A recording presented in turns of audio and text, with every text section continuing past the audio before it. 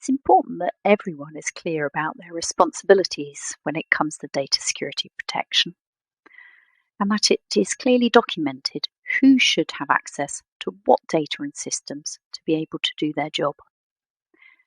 This video covers the 3 mandatory questions in the toolkit that are about staff responsibilities.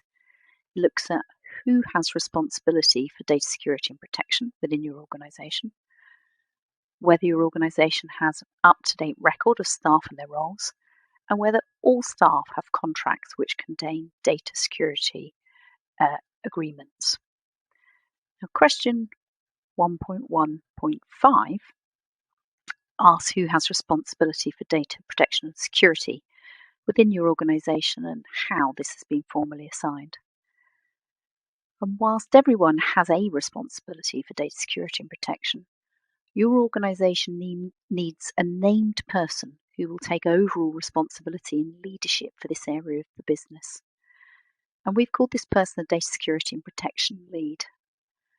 Now, if you already have a named senior manager who's responsible for data security and protection within your organisation, then you can type their name into the answer box and add some relevant comments, such as how and when this responsibility was assigned.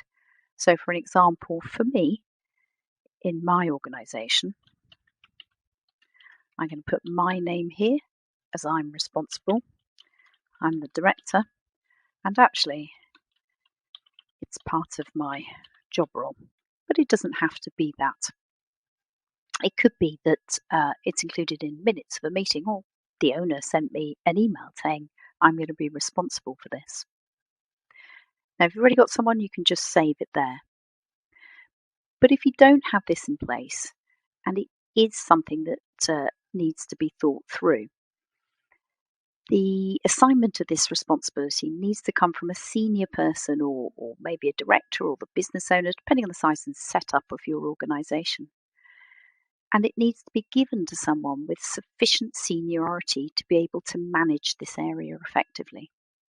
It might be that one person does this if your organisation is small, and in larger organisations, the different aspects of that role may be split up. So, for example, you might have one person being responsible for managing risks, another for information governance, and another for cyber security, whatever suits your organisation.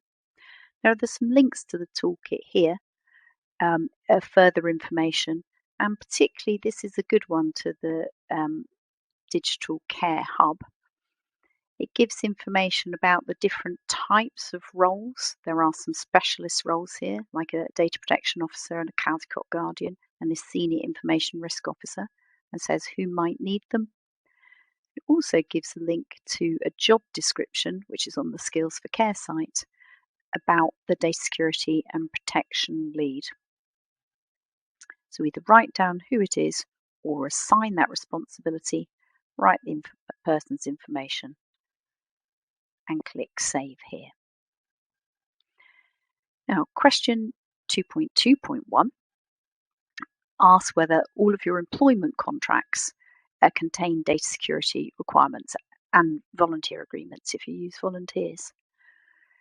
Now, staffers have a key role to play in ensuring that data is handled appropriately, taking accountability and avoiding data breaches where at all possible, but also for sharing data and making it accessible when it needs to be. Your organisation's staff contracts should have clauses referencing data security and protection, with an emphasis on their duty to ensure the confidentiality, integrity, and availability of data.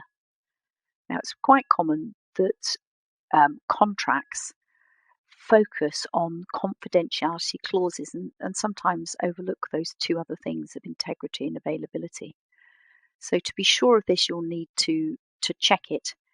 And if in doubt, you could use the example clauses that are available from the Digital Care Hub. Going into the link here, there's some information about a clause, and you can download it and add it into your employment contracts if you don't already have them.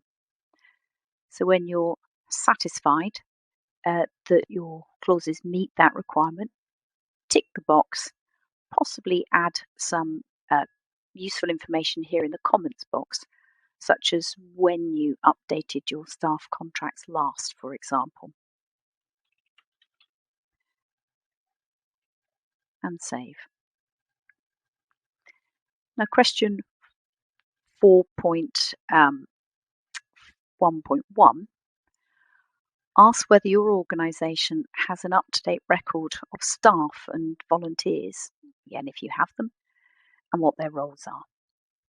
Now, this is about managing access to personal data and ensuring that staff only have access to the data that they need to carry out their current role, and that access is removed once it's no longer needed. So it's important to maintain that staff list and to remove access if staff leave the organisation or they change role and no longer need it. You probably already got something like this in your HR systems, maybe within your payroll system. So to complete this question, tick the box to say that you have such a list. And again, put some sort of comments here, such as what list you're referring to and where it's stored. And then save. And that's those 3 questions answered.